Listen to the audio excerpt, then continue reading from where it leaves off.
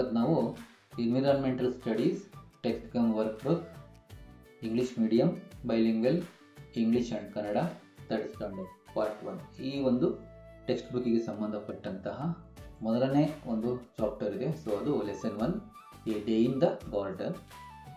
ಈ ಒಂದು ಪಾಠಕ್ಕೆ ಸಂಬಂಧಪಟ್ಟಂತೆ ಏನು ಚಟುವಟಿಕೆಗಳಿದ್ದಾವೆ ಆ ಚಟುವಟಿಕೆಗಳನ್ನು ನಾನು ಕಂಪ್ಲೀಟ್ ಮಾಡಿದ್ದೀನಿ. ಸೊ ಇದನ್ನು ಯಾರಾದರೂ ಆಸಕ್ತರಿದ್ದರೆ ಇದನ್ನು ಆ ವಿಡಿಯೋವನ್ನು ನೋಡಿ ಇದನ್ನು ಬಳಸ್ಕೊಳ್ಬಹುದು.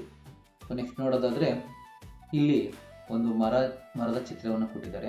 ಈ ಮರದ ಚಿತ್ರದಲ್ಲಿ ಒಂದಷ್ಟು ಖಾಲಿ ಬಾಕ್ಸ್ಗಳನ್ನು ಕೊಟ್ಟಿದ್ದಾರೆ. ಸೊ ಖಾಲಿ ಬಾಕ್ಸ್ಗಳಿಗೆ ನಾವು ಅಲ್ಲಿರ್ತಕ್ಕಂತಹ ಪಕ್ಷಿ ಮತ್ತು ಪ್ರಾಣಿಗಳ ಒಂದು ಹೆಸರನ್ನು ನಾನು ಇಲ್ಲಿ ಮೆನ್ಷನ್ ಮಾಡಿದ್ದೇನೆ. ಇಲ್ಲಿ ಬ್ಯಾಟ್ ಬಾವಲಿ ಒಂದು ಪಕ್ಷಿ ಇದೆ. ಸೊ ಇಲ್ಲಿ ಬಿ ಜೇನುನೊಣ ಇದೆ. ಸೊ ಇಲ್ಲಿ ಸ್ಕ್ವಾರಲ್ ಹಳಿಲಿದೆ. ಕ್ರೋ ಕಾಗೆ ಇದೆ. ಹೌಲ್ ಗೂಬೆ ಇದೆ. ಸೊ ಫಿಶ್ ಇಲ್ಲಿದೆ. ಸೊ ಟರ್ಟಲ್ ಇದೆ. ಸೊ ಇನ್ನು ಫ್ರಾಗ್ ಇಲ್ಲಿದೆ. ಸೊ ಸ್ನೇಕ್ ಇಲ್ಲಿದೆ. ವುಡ್ ಕೀಪರ್ ಮರಕುಟಿಗ ಇಲ್ಲಿದೆ. ಆ್ಯಂಟ್ ಇರುವೆ ಇಲ್ಲಿದೆ. ಸ್ಪೈಡರ್ ಜೇಡ ಇಲ್ಲಿದೆ. ಹಾಗೆಯೇ ಸ್ಟಾರ್ಕ್ ಅಂದರೆ ಇದು ಕೊಕ್ಕರೆ ಇಲ್ಲಿದೆ. ಹಾಗೆ ರ್ಯಾಬಿಟ್ ಇಲ್ಲಿದ್ದಾವೆ. ಸೊ ಬಟರ್ಫ್ಲೈ ಇಲ್ಲಿದೆ. ಸೊ ಇದು ಈ ಒಂದು ಚಟುವಟಿಕೆಗೆ ಸಂಬಂಧಪಟ್ಟಂತಹ ಈ ಚಿತ್ರಕ್ಕೆ ಸಂಬಂಧಪಟ್ಟಂತಹ ಪ್ರಾಣಿ ಮತ್ತು ಪಕ್ಷಿಗಳ ಒಂದು ಆಕ್ಟಿವಿಟೀಸು. ಈ ಒಂದು ಪಾಠ ಮಕ್ಕಳ ನಡುವೆ ನಡೆಯುವಂತಹ ಸಂಭಾಷಣೆ ಆಗಿರುತ್ತೆ.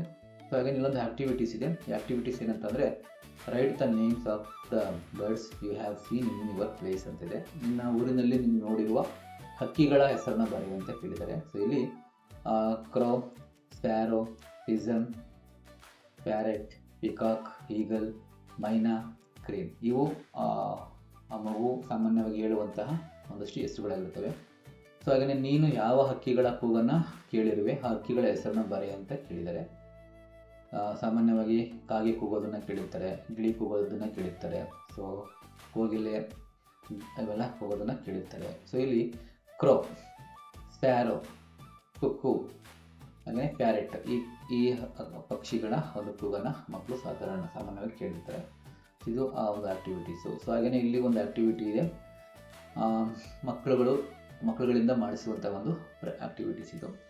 ಮಗುವನ್ನು ಪ್ರಶ್ನೆಯನ್ನು ಕೇಳಬೇಕಾಗಿರುತ್ತೆ. ಆ ಮಗು ಉತ್ತರವನ್ನು ಕೊಟ್ಟಾಗ ಅದನ್ನು ಅಲ್ಲಿ ನೋಟ್ ಮಾಡಿಸ್ಬೇಕಾಗಿರುತ್ತೆ. ಸೊ ಇಲ್ಲಿ ಹಸಿರು ಬಣ್ಣದ ಹಕ್ಕಿ ಯಾವುದು ಅಂದರೆ ಕಾಮನ್ ಆಗೋದು ಪ್ಯಾರೆಟ್ ಅಂತ ಹೇಳುತ್ತೆ, ಗಿಳಿ ಅಂತ ಹೇಳುತ್ತೆ. ಸೊ ಹಾಗೆಯೇ ಇಲ್ಲಿ ಕಪ್ಪು ಬಣ್ಣದ ಹಕ್ಕಿ ಯಾವುದು ಅಂದರೆ ಕ್ರೋ, ಕಾಗೆ ಅಂತ ಮಗು ಹೇಳುತ್ತೆ. ಸೊ ಹಾಗೆಯೇ ಉದ್ದ ಬಾಲದ ಹಕ್ಕಿ ಯಾವುದು ಅಂತಂದರೆ ಪಿಕಾಕು, ಅದಕ್ಕೆ ಉದ್ದವಾದಂತಹ ಬಾಲ ಇರುತ್ತೆ. ಸೊ ಉದ್ದ ಕಾಲುಗಳ ಹಕ್ಕಿ ಯಾವುದು ಅಂದರೆ ಕ್ರೇನ್ ಅಂದರೆ ಕೊಕ್ಕರೆ. ಉದ್ದ ಕತ್ತಿನ ಹಕ್ಕಿ ಯಾವುದು ಅಂದರೆ ಆಸ್ಟ್ರಿಚ್. ಸೊ ಉದ್ದ ಕೊಕ್ಕಿನ ಹಕ್ಕಿ, ಇದು ಕತ್ತಿನ ಹಕ್ಕಿ, ಇದು ಕೊಕ್ಕಿನ ಹಕ್ಕಿ, ಇದು ಉದ್ದ ಕೊಕ್ಕಿನ ಹಕ್ಕಿ ಹಮ್ಮಿಂಗ್ ಬರ್ಡ್. ಕೊಕ್ಕರೆಯ ಆಹಾರವೇನು ಅಂತಂದರೆ ಫಿಶ್. ಹಾಗೆಯೇ ಹದ್ದಿನ ಆಹಾರವೇನು ಅಂದರೆ ಸ್ನೇಕ್. ನೀನು ನೋಡಿರುವ ಸಣ್ಣ ಗಾತ್ರದ ಹಕ್ಕಿ ಯಾವುದು ಅಂದರೆ ಸ್ಪ್ಯಾರೋ, ಆ ಮಗು ನೋಡಿರೋದು. ಸೊ ಹಾಗೆಯೇ ಇಲ್ಲಿ ನೀನು ನೋಡಿರುವ ದೊಡ್ಡ ಗಾತ್ರದ ಹಕ್ಕಿ ಯಾವುದು ಅಂದರೆ ಆಸ್ಟ್ರಿಚ್. ಇದು ಆ ಮಗು ಕೊಡ್ತಕ್ಕಂತಹ ಉತ್ತರವನ್ನು ನಾವು ಮೆನ್ಷನ್ ಮಾಡಿಸಬೇಕಾಗುತ್ತೆ ಅವರ ಒಂದು ಆ್ಯಕ್ಟಿವಿಟಿ ಬುಕ್ಕಲ್ಲಿ. ಸೊ ನೆಕ್ಸ್ಟ್ ನಾವು ನೋಡೋದಾದರೆ ಇಲ್ಲಿ ಒಂದು ಹಕ್ಕಿ ಇದೆ. ಆ ಹಕ್ಕಿ ಹೆಸರು ಒಂದು ಡಕ್ ಅಂದರೆ ಬಾತುಕೋಳಿ. ಈ ಬಾತುಕೋಳಿಯ ವಿಶೇಷತೆ ಏನು ಅಂತ ಕೇಳಿದ್ದಾರೆ. What is the speciality of the bird given in the picture ಅಂತ ಕೇಳಿದ್ದಾರೆ. ಸೊ ಇದಕ್ಕೆ ಸಂಬಂಧಪಟ್ಟಂತೆ ಈ ಒಂದು ಹಕ್ಕಿಯ ಏನು ಪಾದಗಳು, ಜಲಪಾದಗಳು ಅಗಲವಾಗಿರೋದ್ರಿಂದ ಇದು ನೀರಿನಲ್ಲಿ ಯಾವುದೇ ರೀತಿ ತೊಂದರೆ ಇಲ್ಲದೆ ನಡೆದುಕೊಂಡು ಹೋಗುತ್ತೆ. ಸೊ ಇದು ಅದರ ಒಂದು ವಿಶೇಷತೆ ಆಗಿರುತ್ತೆ. ಸೊ ಹಾಗೆಯೇ ಇಲ್ಲಿ ಒಂದಷ್ಟು ಗೂಡುಗಳನ್ನು ಕೊಟ್ಟು ಈ ಗೂಡುಗಳು ಯಾವುವು ಅಂತ ಕೇಳಿದ್ದಾರೆ ಮಕ್ಕಳಿಗೆ. ಸೊ ಇಲ್ಲಿ ವೀವರ್ಸ್ ನೆಸ್ಟ್, ಇಲ್ಲಿ ಸ್ಪ್ಯಾರೋ ನೆಸ್ಟ್, ಹೌಲ್ ನೆಸ್ಟ್, ಇದು ಕ್ರೌ ನೆಸ್ಟ್ ಇದು. ಸೊ ನೆಕ್ಸ್ಟ್ ನಾವು ನೋಡೋದಾದರೆ